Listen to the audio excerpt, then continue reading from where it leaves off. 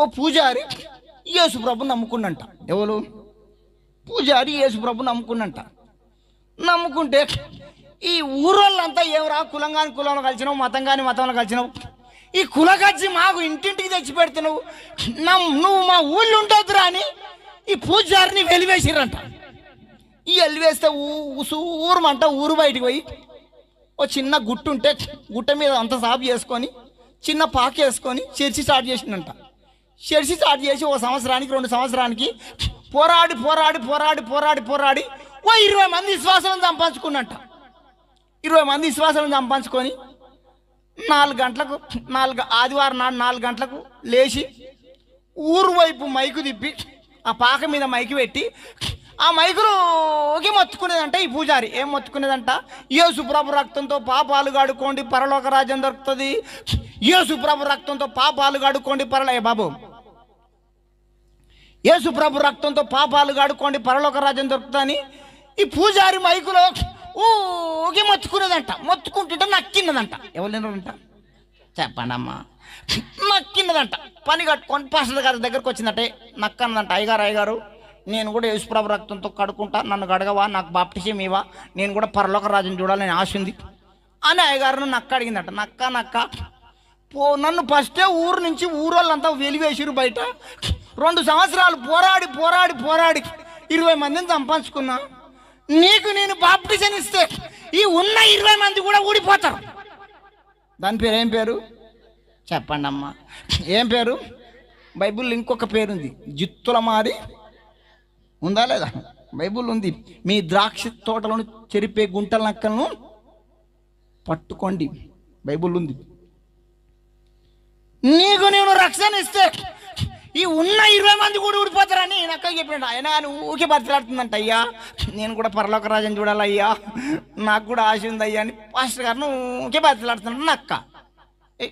అయ్యగారు అనుకుంటాడే మనసులో కూడా ఇంత ఆశ లేదురా, నక్కకు బలి ఆశ ఉందిరా పరలోక రాజ్యం చూడాలని.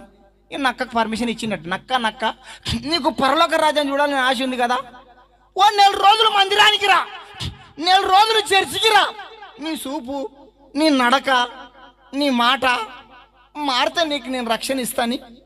నక్కకు పర్మిషన్ ఇచ్చిందంట. నక్కకు పర్మిషన్ ఏం నక్క ఆగుతలేదంట. ఆదివారం అందరికన్నా మొదగాలు రావాలి, చర్చి మొత్తం ఊకాలి, పట్టాలు వేయాలి, నిండు మోకాల మీద ఉండి చేతులు పైకెత్తాలి. ఎవరు నక్క ఇవన్నీ బాగా చూస్తున్నట్టు అయ్యారు. పర్వాలేదురా నక్క పర్వాలేదు, నక్క ప్రవర్తన మారుతుంది. ఇంకేం చేసిందంట? ఊళ్ళో వడ్లాయన దగ్గర పోయిందంట. వడ్లాయన దగ్గర పోయి పెద్ద చెక్కశీలు చేయించుకుందంట. చెక్కశీలు చేయించుకొని మెడకేసుకుందంట. ఎవరు? నక్క పెద్ద చెక్కశీలు చేయించుకొని మెడకేసుకుందంట. మెడకేసుకొని ఈ సంఖకు సంచి తలిగించుకొని సంచి నిండా కడపత్రాలు పెట్టుకొని ఓ డోలు తీసుకొని ఊరు తిరిగి 20 మంది నిశ్వాసాలను నెల 15 రోజుల వరకు 100 మందిని చేసిందట నక్క. ఇక అయ్యగారికి పట్టలేని సంతోషం అంట. నాకు నక్క బల నక్క దొరికిందిరా, నక్క వచ్చి నుంచి నా సంఘం బలలో రుదులుతుంది, కొత్త విశ్వాసాలు వచ్చిరని అయ్యగారికి పట్టలేని సంతోషం. అయ్యిగా నక్క ప్రవర్తన బాగుందని ఓ నెల 15 రోజులకు ఓ కూటమి ఏర్పాటు చేసి నక్కకు బాప్టిజం ఇప్పించి, బాప్టిజం కార్యక్రమం చేసి నక్కకు బాప్టిజం ఇప్పించి ఓ పెళ్లిళ్ళు వేస్తారుగా ఎర్ర కుర్చీ తెచ్చి నక్కను కుర్చీ మీద కూర్చుండబెట్టి నక్క శాలువ కప్పి పూలదండ వేసి ఈ రోజు నుంచే మనకు నక్క సంఘ పెద్ద. ఎవరు చెప్పండి అమ్మా? ఈ రోజు నుంచే మనకు నక్క సంఘ పెద్ద. నక్క సంఘ పెద్ద ఏంగానే ఆగుతలేదంట, బబ్బబ్బబ్బబ్బబ్బా అంటుందంట. దొంగ దర్శనాలు చూస్తుందంట. దొంగ దర్శనాలు చూసి కొంపలంటూ పెడుతుందంట. ఇక ఈ లోపల అయ్యగారికి హైదరాబాద్లో ఒక 6 రోజులు కూడికలు ఉంటే ఈ సంఘాన్ని మొత్తం నక్క కప్ప చెప్పింట. నక్క సంఘ పెద్ద, నేను వచ్చేదాకా సంఘాన్ని జాగ్రత్త చూసుకో, కూడికలు మంచిగా జరిపించు, కరెక్ట్ నేను ఆదివారం నాడు వస్తాను సంఘాన్ని ఈ నక్క కప్ప చెప్పి అయ్యగారు హైదరాబాద్కి పోయిందంట. అయ్యగారు బస్సు ఎక్కంగానే నక్క వస్తూ అనుకుందంట. అయ్యగారు అయితే హైదరాబాద్కి పోయిండు, నా దోస్తుల కాడికి ఒక చాలా రోజులాయే, ఒక్కసారి నా దోస్తుల కాడికి పోయి బలాయి తీసుకొని మాట్లాడొస్తాని పని కట్టుకొని నక్క వాళ్ళ దోస్తుల కాడికి బయలుదేరింది. అడవికి బయలుదేరిందట. అడవిలోకి వాంగనే సగం దూరం అడవిలోకి వాంగనే పోకట్టనే ఈ నక్కకు సచ్చిన జినుక ఒప్పించిందంట. ఏమొప్పించింది? సచ్చిన జినుక. మాంసం అంటే నక్కకు పానమన్న తీసుకుంటే మాంసాన్ని వదలదు. ఈ పొయ్య పోకటనే నక్కకు సచ్చిన జినుక ఒప్పించిందంట. చూసిందంట తిందనా తినద్దా, అమ్మో నేను ఎట్లా తింటా మనసులో అంటుకుంటుందంట. తిందనా తినద్దా, అమ్మో నేను ఎట్లా తింటా, సంగ పెద్ద కదా మనసులో అంటుకుంటుందా. సంగ పెద్ద లేదు గింగ పెద్ద లేదు, గిడేవాడు ఉండే. తిందనా తినద్దా, అమ్మో నేను బబ్బబ్బ అంటా కదా, బాబాలేదే గీడేవాడు ఉండే. అయ్యగారు హైదరాబాద్ పోయిండే. తిందనా తినద్దు తర్వాత చూసుకుందాం. గీడెవడు చూస్తున్నాడు, పడదంట నక్క జినక మీద. ఆ జినక తోలు గట్టిగా ఉంటుంది. ఆ పండ్లతోటి ఆ తోలును గుంజుతా ఉందంట. పండ్లతోటి తోళ్ళు గుంజుతుంటే ఈ మెడకేసుకున్న శకశిలువ మూతి కట్ట వస్తూ ఉందంట. మెడకేసుకున్న శకశిలువ మూతి కట్టం వస్తూ ఉందంట. ఈ శకశిలువ పాడగానే శకశిలువని తీసేసి తంగడిదెట్టి తట్టించి శకశిలువని తీసి తంగడిదెట్టి తట్టించి సచ్చిన జినక మాంసం పుల్లుగా తిని తంగడాతో మూతి దూడ్చుకొని మళ్ళీ శకశిలువ మెడకేసుకొని ఎప్పటి మీ లెక్క వచ్చి కూర్చుందంట. ఎవరి లెక్క? మీ లెక్క వచ్చి కూర్చుందంట. కూర్చొని మళ్ళీ వచ్చి పాట పాడుతుందంట. ఏం పాట పాడుతుందంట? మళ్ళీ పాట పాడుతుందంట. ఏం పాట పాడుతుందంట? నా హృదయము ఇంతగా మారేను. ఏం పాట పాడుతుంది? నా హృదయము ఇంతగా మనసులో అనుకుంటుందంట. ఎడమారిందమ్మా, మారినాదమ్మా, ఎడమారిందమ్మా, సచ్చిన జినక మాంసం ఫుల్లుగా తినొచ్చి నా హృదయం మారిందని పాడుతున్నాను. ఎడమారిందమ్మా, ఆత్మ వస్తుందంట ఆగిపోతుందంట. ఈ లోపల అయ్యగారు ప్రసంగానికి లేచిందంట. ప్రసంగానికి లేచి 139 కీర్తన తీసుకున్నట్ట. 139 కీర్తన తీసుకొని వాక్యాన్ని చెప్తున్నంట. నువ్వు కూర్చుంది దేవునికి, చెప్పండి అమ్మా, నువ్వు కూర్చుంది దేవునికి, నువ్వు లేచింది దేవునికి, నువ్వు ఏడికి పోయింది దేవునికి తెలుసు అనగానే చక్కగా నక్కగా కలిగిందట. నేను ఏడికి పోయింది అయ్యగారికి ఎవరు చెప్పారా? మళ్ళీ ఇంకొక మాట అన్నాడంట, నువ్వు ఏవి తిన్నది దేవునికి తెలుసు, నేను ఏడికి పోయింది తెలిసింది, ఏవి తిన్నది తెలిసింది, నా గురించి అయ్యగారికి ఎవరు చెప్పారా? నా గురించి అయ్యగారికి ఎవడు చెప్పారా? వాస్తవం కదండి. ఒక్కొక్క ఆదివారం దైవసేవకుడు ఎవరు వచ్చినా వాక్యం తీసి మాట్లాడుతుంటే నువ్వేమంటావు? చూసినావే అయ్యగారు నన్ను ముఖం పట్టుకొని తిట్టక వాక్యంతో వడుస్తుండే, కావాలని నన్ను ముఖం పట్టుకొని తిట్టక వాక్యంతో వడుస్తుండే. నేను మొన్న భీమవరం వెళ్ళా, బుండి అని భీమవరం వెళ్ళా. అక్కడ కూటికలు పెట్టిరు. ఆమె పేరు శాంతమ్మనట, నాకు తెలియదు.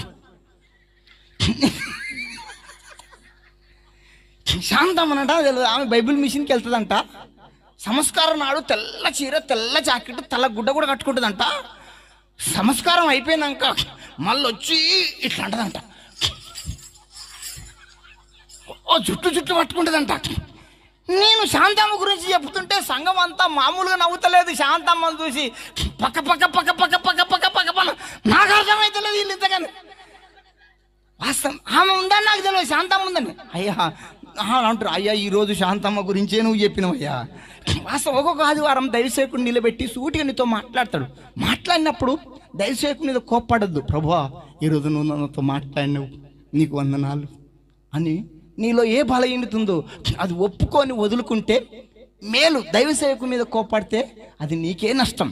ఇక నా గురించి ఎవరు చెప్పారా అని ఈ వాక్యం అయితే అయిపోయి, నా సంఘ పెద్దతనం ఉన్నా సరే ఊడినా సరే వాక్యం అయిపోగానే నక్కు వచ్చి అయ్యగారు గల్ల పట్టుకుందంట. నా గురించి నీకెవడు చెప్పిండు? అయ్యగారు చెప్పలే. ఇద్దరు కొంచెంమంది పోట్లాడుకొని అయ్యగారికి డౌట్ వచ్చింది. నక్క నేను హైదరాబాద్ పోయినప్పుడు నువ్వేమైనా చేసినా కాబట్టే ఎటు తిరిగినా నాకే తగ్గుతున్నాయి. ఏం చేసినవే అయ్యా? నువ్వు హైదరాబాద్ పోయినప్పుడు నేను నా దోస్తుల కాడికి పోయే పోకట్లే సచ్చిన జినుక అవుపించింది.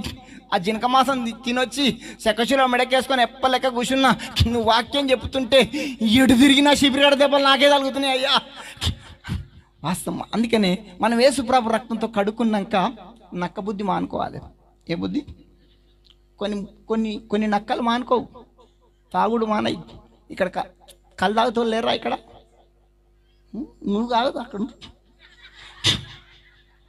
కళ్ళు తాగుతూ లేరా? ఇక్కడ కొన్ని నక్కలు ఉన్నాయి, కళ్ళు తాగే నక్కలు. సీరియల్ చూసే నక్కలు లేవాయడా? ఉన్నాయా లేవా? సినిమాలు చూసిన అక్కలు ఉన్నాయి. ఇదంతా సీరియల్ గుంపే, గుంపు గుంపు. వినండి వినండి ఒకసారి వినండి. సీరియల్ సినిమాలు చూడని వాళ్ళంతా, సీరియల్ సినిమాలు చూడని వాళ్ళంతా, 3 సార్లు చెప్తున్నా మంచిగా వినండి. సీరియల్ సినిమాలు చూడని వాళ్ళంతా చప్పట్లు కొట్టండి. చూస్తోళ్ళు అదే చేసాడు, చెంపలు కొట్టుకోండి. కొట్టుకో. నేను కుందేలు పిల్లలు అనుకున్నా, పంది పిల్లలు కూడా ఉన్నాయి. అమ్మ నిన్నిప్పు అనుకున్నా, ఇదంతా తుప్పే. పాస్టర్ గారు, ఎలిషా పాస్టరు, నీ గుంపు నేను గింజలు అనుకున్నా, అన్నీ పొట్టే, పొట్టు. సీరియల్ సినిమాలు నటిస్తోళ్ళంతా, సస్తే ఎక్కడ పోతారమ్మా? ఎక్కడ పోతారు?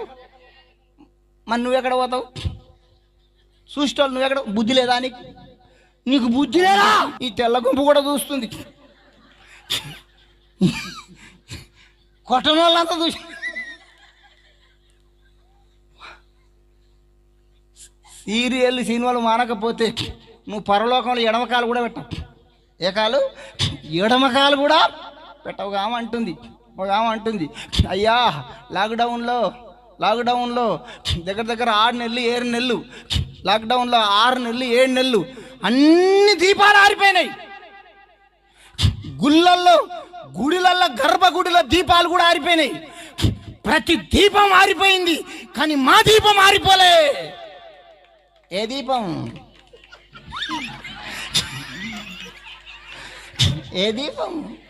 మీ దీపం. ఇదంతా దీపం గుంపే. దీపం. ఇంకొక అంటుంది, వైజాగ్లో ఉదుత్ తుఫాన్ వచ్చినప్పుడు, అయ్యా ఉదుత్ తుఫాన్కు అన్ని రేకులు లేచిపోయినాయి. రైల్వేలో ఉండే రేకులు కూడా లేచిపోయినాయి, బస్ స్టాండ్ ఉండే రేకులు లేచిపోయినాయి, ఇంటి కిటికీలు కూడా లేచిపోయినాయి రేకులు, కానీ మా రేకులు లేచిపోలే. ఏ రేకులు? పూత రేకులు, మొగలు రేకులు. ఇదంతా అదే గుంపు. కుందేలు పిల్లలాగా ఎంత కూర్చురు అమ్మ నీకు అందనంతలో. ఇంకా నువ్వు సీరియల్ మానకపోతే నువ్వు నక్కవే, ఇంకా నువ్వు తాగుడు మానకపోతే నువ్వు నక్కవే.